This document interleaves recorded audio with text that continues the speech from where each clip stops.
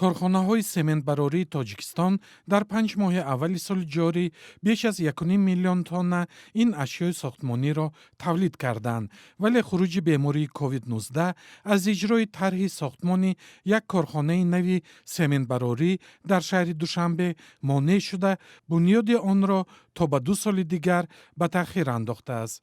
Қобил Ташрипов, сардори бахши тавлиди семент дар Вазорати саноат ва технологияҳои нави Тоҷикистон дар суҳбат бо Радиои Озодӣ бо тасдиқи ин хабар гуфт, ки ҳатто бо дар назардошти паншавии бемории COVID-19 корхонаҳои кишвар тавонистанд сатҳи тавлиди ин ашёро ба гунаи соли қаблӣ ҳифз кунанд. Қобил Ташрипов афзуд, ки дар аввали соли ҷорӣ Ӯзбекистон ба далели паншавии бемории COVID-19 воридоти цемент аз Тоҷикистонро манъ кард, вале 2 моҳ қабл ин маҳдудият бекор карда шуд.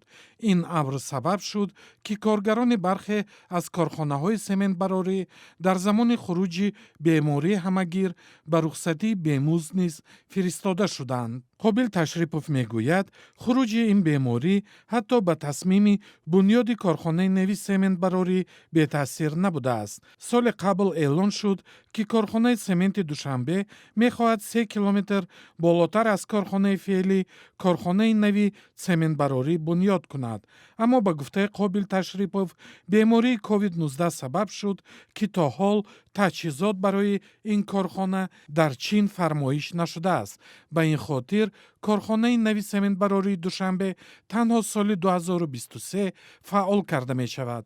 Олим Бобоев, иқтисодони тоҷик бар ин назар аст: талабот ҳаст ин эҳсол иҷод кардан, ин бо ҳар восита ҳавасманд кардан ва эҳсол иҷод кардан ва аз ин ҳисоб даромади арзӣ ба вуҷуд овардан дар бюҷети давлат кори хуб.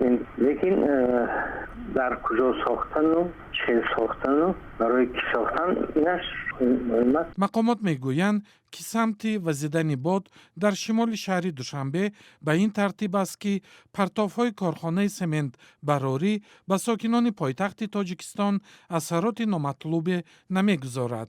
Аммо сокинони маҳаллаҳои атрофи ин корхона мегӯянд, ки ҳамарӯза водор мешаванд, ки тирезаву фарши хонаро чанд маротиба аз чанги ин корхона поккорӣ кунанд.